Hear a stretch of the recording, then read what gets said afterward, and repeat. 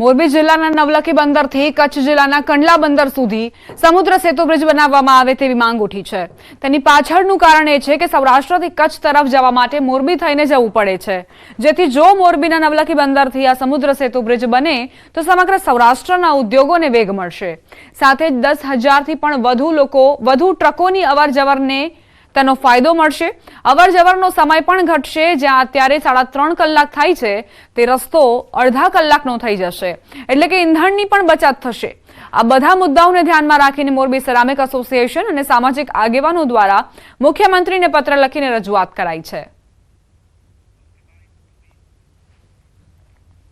નવલખીથી કંડલા પહોંચવા માટે 3 થી 3.5 કલાકનો રસ્તો થાય, જે સામખિયારી થઈ અને આપણે જે કંડલા જતા હોય છે એ રસ્તો। અને જ્યારે અમારી માંગણી છે, હરેક ઉદ્યોગકારની માંગણી છે, એમાં ખાસ તો આખા સૌરાષ્ટ્રની માંગણી છે કે આ જો સમુદ્ર પુલ બનાવવામાં આવે તો જે 3.5 કલાકનો રસ્તો છે એ ફક્ત 30 મિનિટની અંદર નવલખીથી કંડલા પહોંચી જવાય, જેનાથી ઉદ્યોગકારોને આનાથી ઘણો બધો ફાયદો થાય એમ છે। કેમ કે નવલખીથી કંડલાનું અંતર અંદાજે 150 કિલોમીટરનું છે, જે સમુદ્ર સેતુ ફક્ત બનાવવાથી 13 કિલોમીટરના નજીવા અંતરમાં નવલખીથી કંડલા સુધીનું અંતર આપણે કાપી શકીએ, જેથી અમે આ રજૂઆત કરેલ છે। શિયાળાની ઋતુમાં કચ્છના વિવિધ વિસ્તારોમાં વિદેશી પક્ષીઓનું આગમન થતું હોય છે। તેનું કારણ છે કચ્છનું સાનુકૂળ વાતાવરણ।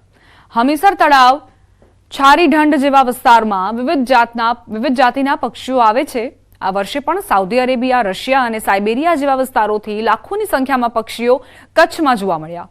કચ્છમાં જોવા મળતા મુખ્ય પક્ષીઓમાં ગુલાબી પેણ, પેલિકન, નટભેર, કુંજ, શહબાઝ, રામચીરી, રતનટોપ, આઈબિસ, રંગીલો સુવાડી, ઘોડલ અને વિવિધ શિકારી પક્ષીઓનો સમાવેશ થાય છે।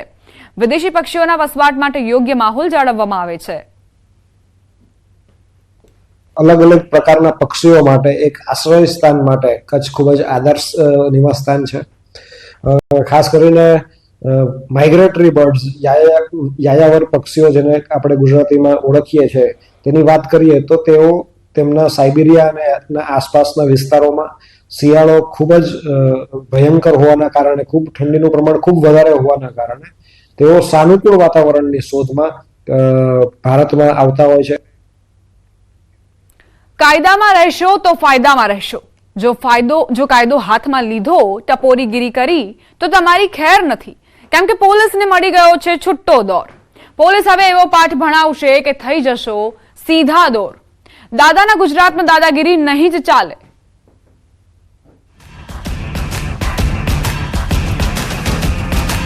ચેતી જજો ગુજરાતના ગુંડાઓ, ચાલવાના પણ નહીં રહે વેગ।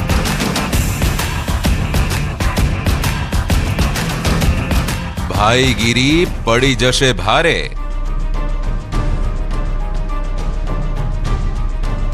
તમારી છરીઓ અભેરાઈએ ચઢાવી દેજો,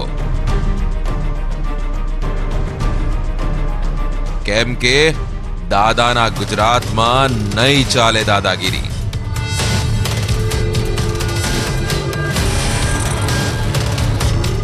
ગૃહ રાજ્યમંત્રીના નિવેદન બાદ રાજ્યમાં આરોપીઓની તેમના જ વિસ્તારમાં શાન ઠેકાણે લાવવામાં આવી રહી છે। લુખ્ખાગીરી કરનારાઓને જાહેરમાં જ ભણાવવામાં આવી રહ્યો છે કાયદાનો પાઠ। ગૃહ રાજ્યમંત્રીએ આપેલા પાવરથી પોલીસ ફૂલ એક્શનમાં છે। એ પ્રકારના વરઘોડા આપણે સૌ લોકો નજરે જોઈ રહ્યા છીએ, પણ હજી એ ક્યાંય કોઈ ખૂણામાં બચી ગયું હોય, કોઈ ખૂણામાં લાગે તમને કે આ ટપોરીગીરી કરે છે,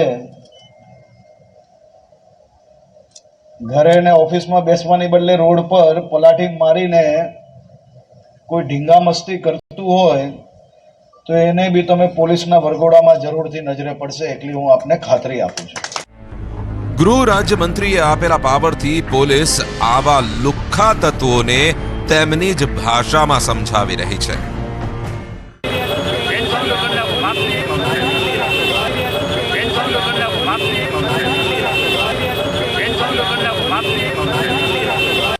પોલીસ કસ્ટડીમાં છે, છતાં પણ આરોપીનો રોફ તો જુઓ। સરઘસ કાઢ્યું પણ માફી માંગવા તૈયાર નથી. આ છે રાજકોટમાં રોફ જમાવનાર શખ્સ દિવ્યરાજ જાડેજા. પહેલા ટ્રાફિકથી સતત ધમધમતા વિરાણી ચોકમાં છરી કાઢીને રોફ જમાવ્યો. પોલીસે દબોચ્યો છતાં પણ તેની અકડ ઢીલી ન થઈ. જુઓ કેવી રીતે બિંદાસ્ત કહી રહ્યો છે કે એન્કાઉન્ટર કરી નાખો પણ માફી તો નહીં માંગો.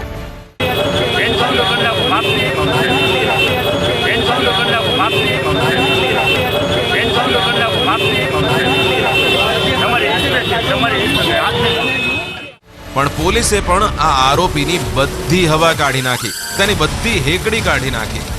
જુઓ હવે આરોપી કેવો સીધો દોડ થઈ રહ્યો છે અને લોકોને પણ કાયદો હાથમાં ન લેવાની અપીલ કરી રહ્યો છે. મારું નામ દિવ્યરાજ છે રઘુસિંહ જાડેજા. મેં વિરાણી ચોકમાં કાર એક્સિડન્ટ બાબતમાં લપ કરેલી હતી. મેં છરી કાઢેલી હતી. બીજી વાર આવી ભૂલ મારાથી નહીં થાય એ બારામાં હું સાહેબને વિનંતી કરું છું.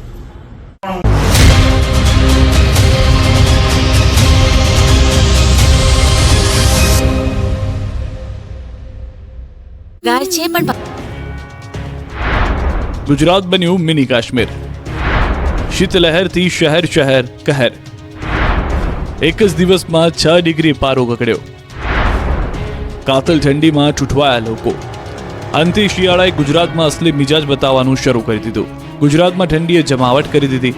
મોટાભાગના શહેરો કાતલ ઠંડીની ઝપેટમાં આવી ગયા. પહાડોથી લઈને મેદાન સુધી ઠંડીનું મોજું ફરી વળ્યું. ઉત્તર ભારતમાં હિમવર્ષાના પગલે ગુજરાત જાણે મિની કાશ્મીર બની ગયું. વહેલી સવારથી કાતિલ ઠંડા પવનો ફૂંકાઈ રહ્યા છે. અનેક જિલ્લાઓમાં ગાત્રોથી જતી ઠંડી પડી રહી છે. હવામાન વિભાગ દ્વારા પણ સૌરાષ્ટ્ર કચ્છમાં કોલ્ડવેવની અસર વર્તાવાની શક્યતા વ્યક્ત કરી છે. સવારથી જ રાજ્યમાં લોકો કાશ્મીર જેવી ઠંડીનો અનુભવ કરી રહ્યા છે. તાપમાનનો પારો એક જ રાતમાં 1 થી 6 ડિગ્રી ઘટી જતા લોકો ધ્રુજી ઉઠ્યા છે. રાજ્યમાં સિઝનનું સૌથી ઓછું 6.4 ડિગ્રી તાપમાન નલિયામાં નોંધાયું છે. આ ઉપરાંત અન્ય મહત્વના શહેરોની વાત કરીએ તો બરોડામાં 10.2 ડિગ્રી, ડીસામાં 10.3 ડિગ્રી, રાજકોટમાં 11.3 ડિગ્રી, ભુજમાં 11.4 ડિગ્રી, ગાંધીનગરમાં 12.7 ડિગ્રી, અમદાવાદમાં 13.7 ડિગ્રી અને સુરતમાં 14.2 ડિગ્રી લઘુત્તમ તાપમાન નોંધાયું છે. અચાનક જ ઠંડીએ ભૂક્કા બોલાવતા લોકો ઠંડીથી બચવા માટે ગરમ કપડાં અને તાપણાનો સહારો લેતા જોવા મળી રહ્યા છે. ઠંડીની સાથે સાથે બર્ફીલો પવન ફૂંકાતા લોકોએ અમદાવાદમાં માઉન્ટ આબુ જેવા વાતાવરણનો અનુભવ કર્યો. મહત્વનું છે કે ઉત્તર ગુજરાત અને મધ્ય ગુજરાતમાં આગામી 72 કલાક ઠંડીનું મોજું ફરી વળવાની શક્યતાઓ હવામાન વિભાગ સાથે અંબાલાલ પટેલે પણ વ્યક્ત કરી છે. આ ઉપરાંત ડિસેમ્બર માસના અંતમાં એટલે કે 23 ડિસેમ્બર